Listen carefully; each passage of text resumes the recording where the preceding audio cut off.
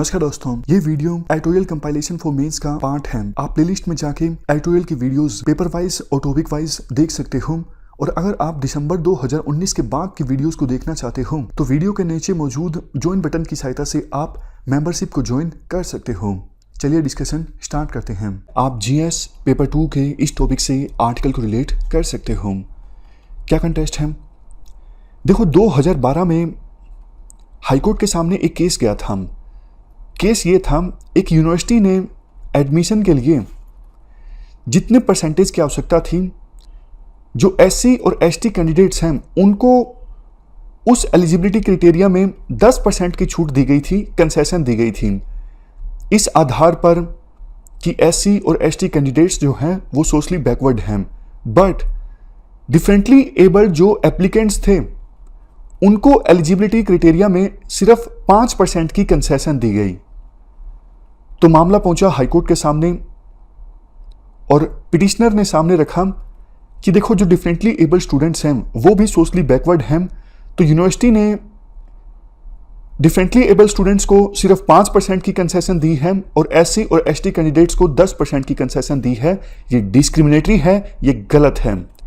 तो हाईकोर्ट ने उस समय वर्डिक्ट दिया था कि यूनिवर्सिटी ऐसा नहीं कर सकती, ये सही में डिस्क्रिमिनेटरी है, बराबर की कंसेशन दी जाए डिफरेंटली एबल्ड स्टूडेंट्स को भी।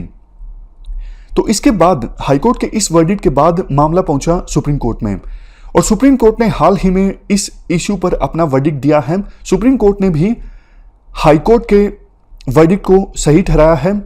सुप्रीम कोर्ट ने अपने वर्डिक्ट में कहा है, देखो, शेड्यूल कास्ट या फिर शेड्यूल ट्राइब के स्टूडेंट्स को जो कंसेशन मिलती हैं, जो बेनिफिट्स मिलते हैं, वही कंसेशन, वही बेनिफिट्स डिफरेंटली एबल स्टूडेंट्स को भी मिलने चाहिए। क्योंकि देखो, डिफरेंटली एबल स्टूडेंट्स भी बहुत तरह के चैलेंजेस, बहुत तरह की मुसीबतों का सामना करते हैं एजुकेशन प्राप्त करने में, एम्प्लॉयमेंट प्राप्त करने में। हाँ, कई बार देखो ऐसा हो सकता है कि जो प्रिविलेज्ड क्लास है, मतलब जो अमीर लोग हैं, उनके जो डिफरेंटली एबल स्टूडेंट्स हैं वो थोड़े कम चैलेंजेस का सामना करें, लेकिन आप डिफरेंटली एबल स्टूडेंट्स को कैटेगराइज नहीं कर सकते। कितनी लिटरेसी है डिफरेंटली एबल स्टूडेंट्स की, आप उसी से पता लगा सकते हो कि कंडीशन कितनी ज़्यादा खराब है। देखो, 2001 में जो सेंसस हुआ था उसके अनुसार डिफरेंटली एबल स्टूडेंट्स में लिटरेसी है सिर्फ 51% और एम्प्लॉयमेंट में भी जो रिप्रेजेंटेशन है काफ़ी ज़्यादा अपर्याप्त है, काफ़ी ज़्यादा इनएडुकेट है। 2016 में कानून आया था कि डिफरेंटली एबल स्टूडेंट्स के लिए जो रिजर्वेशन है उसे 3% से इंक्रीज करके 5% कर दिया जाए। इवन इस एक्ट में यह भी प्रोविजन किया गया था कि प्राइवेट सेक्टर को इंसेंटिवाइज किया जाएगा अगर वो डिफरेंटली एबल्ड कैंडिडेट्स को हायर करते हैं। आप समझ गए ना? मतलब सुप्रीम कोर्ट ने इस आर्ग्यूमेंट को रिजेक्ट कर दिया कि जो प्रिविलेज्ड क्लास के डिफरेंटली एबल्ड लोग हैं वो कम चैलेंजेस का सामना करते हैं।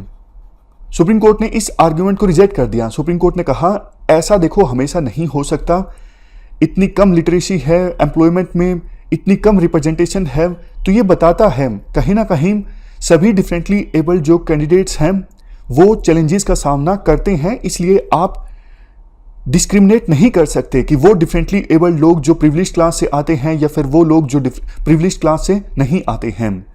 लास्ट में आर्टिकल में कहा जाता है, सुप्रीम कोर्ट का ये जो वर्डिक्ट है बिल्कुल सही है, क्योंकि देखो हमारे संविधान में भी सभी को इक्वल राइट्स की बात कही गई है और 1995 का लेजिस्लेशन भी है डिसेबिलिटी से संबंधित। और जैसा हमने डिस्कस किया 2016 में भी ये एक्ट अमेंड हो गया, एक नया एक्ट आया डिसेबिलिटी से संबंधित। सब में डिफरेंटली एबल्ड लोगों को इक्वल अपॉर्चुनिटीज देने की बात कही गई है, लेकिन ये पॉसिबल नहीं होता जब यूनिवर्सिटीज इस प्रकार से डिस्क्रिमिनेशन करती हैं। और सुप्रीम कोर्ट का अब जो वर्डिक्ट आया है बिल्कुल सही है। इस डिस्कशन में फिलहाल इतना ही है। Thank you very much for discussion.